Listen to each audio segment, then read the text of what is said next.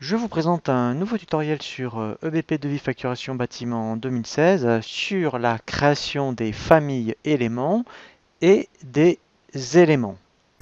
Il est vraiment très intéressant de créer d'abord des familles éléments pour vos statistiques au niveau chiffre d'affaires lorsque vous voudrez savoir par rapport à votre activité eh bien, un petit peu comment est réparti votre chiffre d'affaires par rapport à ce que vous faites, et également au niveau de l'affectation comptable. Surtout si vous êtes, admettons, je prends un exemple, mettons dans la plomberie, eh bien vous avez beaucoup d'articles, vous avez un catalogue très important.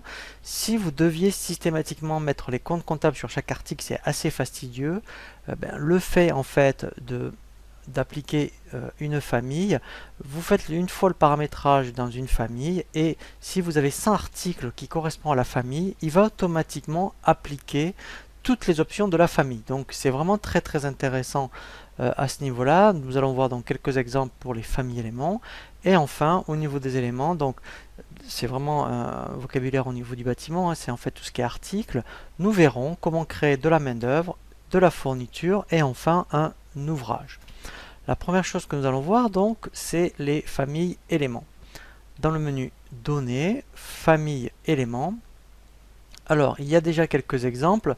Alors, on peut prendre un exemple concret, comme ça vous verrez, ça sera plus parlant. Donc, je suis, admettons, voilà, dans une entreprise de bâtiment, mettons tout ce qui est général, et donc j'ai une activité de peinture. Donc, je vais créer une famille peinture. Donc, vous voyez, au niveau du code, vous pouvez mettre un code numérique, et ensuite, donc, vous mettez le libellé peinture. Alors, les taux, enfin, sincèrement, c'est pas très intéressant.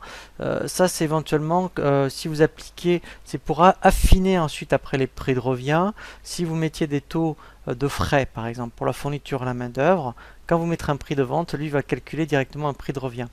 Mais bon, ça, c'est vraiment si on était vraiment dans du cadre standard. Donc, il vaut mieux mettre 0 parce que si vous mettez des taux, après, vous avez ces taux systématiquement dans les fiches éléments. Et dès que vous mettez un prix de vente, lui, il recalcule un prix de revient. Donc là, je vous conseille moi de le laisser plutôt à 0 et c'est vous-même qui mettrez votre prix de revient. Donc l'intérêt, c'est d'avoir cette famille ici et l'intérêt également, vous voyez, c'est dans les comptes. Alors, au niveau des comptes, donc la peinture, ça peut être soit la fourniture. Donc là, comptablement, ici, vous mettrez vos comptes comptables. Vous les mettrez à la fois si vous avez de la TVA à 10 et à 20 par exemple, mais aussi par exemple si c'était de la main-d'œuvre, parce que vous pourriez aussi avoir une prestation de peinture. Mais dans ce cas-là, là c'est quand vous achetez les pots de peinture, 707, et ici 706 c'est quand vous faites la prestation. Voilà, donc là vous le faites une fois, et pas, je pense surtout à la fourniture, si vous avez donc X, je dirais, articles, éléments au niveau de la peinture, et bien le fait de faire une fois, si vous en aviez 100, là ça vous évitera de faire 100 fois l'affectation comptable. Donc là, on a vu une famille d'éléments comme la peinture, voilà, donc après vous voyez si j'en prenais une autre, mettons, vous voyez tout ce qui est, mettons, installation, pourquoi pas. Donc on crée la famille installation. Et là par contre au niveau des comptes, c'est de la main d'œuvre. On renseignerait ici que les comptes 706. Donc ça c'est la première chose à faire. Ensuite effectivement il faut créer des éléments. Donc on appelle ça des articles. Alors on va voir d'abord la création. Alors quand on crée des éléments, bien sûr en fonction de votre activité, on part toujours de la fin et on finit aux ouvrages. Alors vous verrez qu'en fonction des activités, c'est très intéressant de faire des ouvrages. Alors on verra qu'est-ce que ça comporte. Alors on va commencer par exemple par la main d'œuvre. Alors divers, c'est éventuellement quand vous avez vraiment alors des éléments mais que vous n'utilisez pas très souvent, on les crée en divers. Alors en fait, un exemple, hein, une fiche éléments mais de type divers, donc on donne un code. Dans le type, ici en menu déroulant, on choisit divers. Je pourrais très bien une famille, mais là comme c'est du divers, là j'en mets pas. On verra tout à l'heure tout ce qui est, admettons, peinture. Alors vous avez un libellé résumé. Donc au début, fourniture diverse, c'est ce qui apparaît, mais vous pouvez mettre une description commerciale. Et là, la description commerciale, c'est ce qui va vraiment apparaître sur vos devis. Donc ça, je vous invite à y passer un petit peu de temps. Comme ça, moi, plus c'est, je dirais, vendeur, mieux c'est. Et ici, description technique, hein, et bien là, c'est pour vous. Donc là, c'est par rapport à tout ce qui est fourniture diverse. On verra sur de la peinture. Là, c'est vraiment pour vous. Donc vous pouvez mettre quelque chose de détaillé. Ensuite, vous avez l'onglet complément. Alors, on pourrait très bien y mettre un code barre. Et alors là, comme je suis dans divers, donc on pourrait mettre aussi un fournisseur. Donc ça pourrait être intéressant, sachant que dans devis facturation, eh bien, vous ne pourrez pas faire les achats. C'est juste à dire, mettons, chez qui éventuellement vous achetez ce produit. Donc ça, on le verra aussi dans la peinture. Donc tout ce qui est tarif, voilà. Donc là, en fait, vous mettez votre prix de vente et vous pourriez mettre votre déboursé sec, c'est-à-dire qu'éventuellement, je reprends un exemple, les gants, mettons, vous les achetez 90 €, voilà. Et bien voilà, donc lui, en fait, voilà, il va vous calculer un prix de vente. Alors parce qu'en fait, bénéfice ici à 0, voilà, si je retapais 153, voilà, il va me calculer. Voilà, vous voyez, donc d'où l'intérêt de ne pas avoir de pourcentage. Donc là, il le calcule. Voilà, donc vous tapez votre prix de vente, votre déboursé sec, il vous calculera le prix de revient. Ici, vous allez mettre votre taux de TVA. Voilà, donc là, par rapport à des gants, mettons, voilà, on ne va pas plus loin.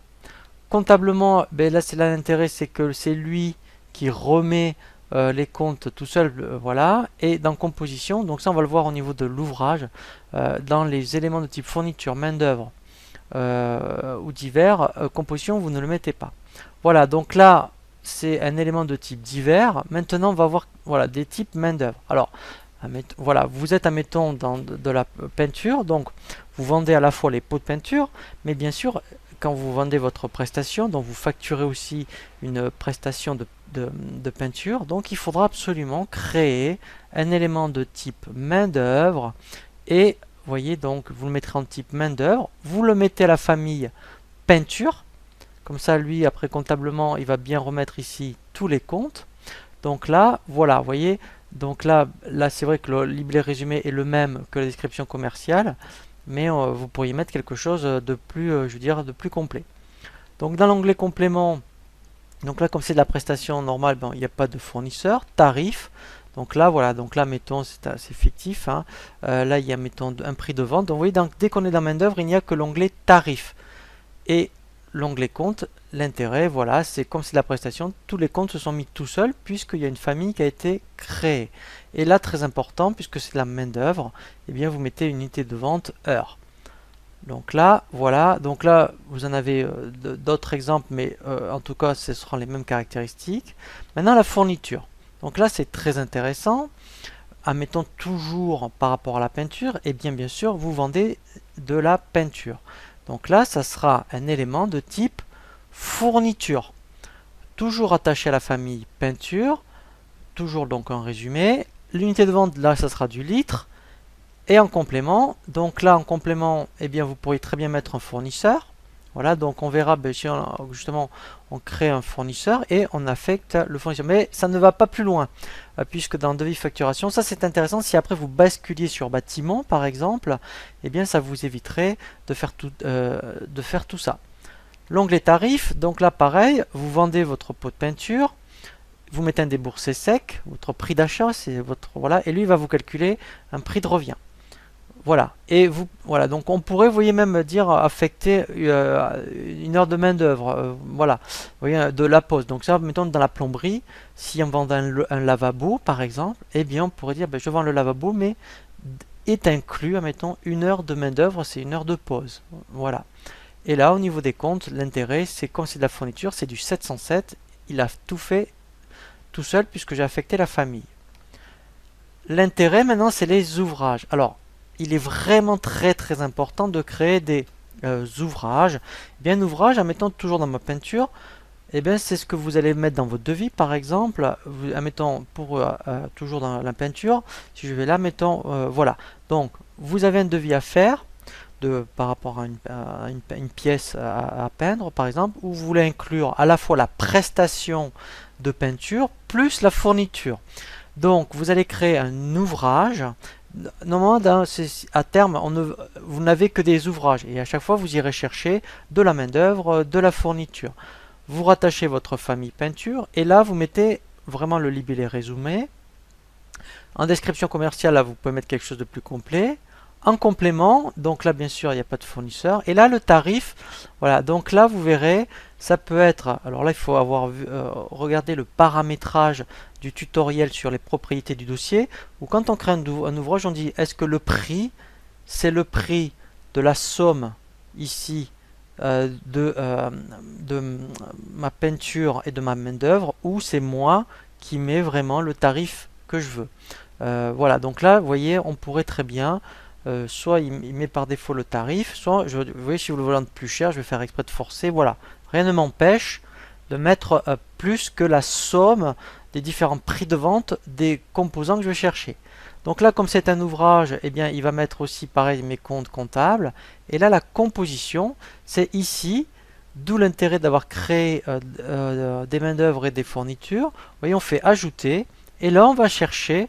Donc là, je pourrais très bien. Alors, bon, là, c'est vrai qu'il reste plus d'articles. Bon, je vais faire exprès de prendre un autre article. Je vais prendre, voilà. Mettons un contrat d'entretien. Voilà. Eh bien, voyez, donc, il va me rajouter les 110 euros. Donc, dans le tarif. Voilà. Vous voyez, il m'a rajouté. Voilà. Directement. Voilà. Donc, en fait, alors, c'est intéressant aussi. On verra quand on va faire les documents de vente de créer des ouvrages parce que en fait, le client ne pourra voir que impression sous couche ou il pourra voir tout le détail. Alors que si dans le devis vous appelez fourniture et la main d'œuvre, le client va tout voir. Alors que là, il ne pourra voir que la somme de la prestation, mais pas le détail. Donc d'où l'intérêt de créer un ouvrage. Et ici, vous allez chercher tous les éléments dont vous avez besoin. Maintenant, toutes les options du menu données, donc c'est vraiment la première étape lorsqu'on met en place un dossier sur EBP Devis Facturation Bâtiment 2016. Nous allons voir maintenant bien, le circuit effectivement des documents de vente, comment créer des devis que l'on va transférer en facture et nous verrons après effectivement tout ce qui est notion de facture d'acompte.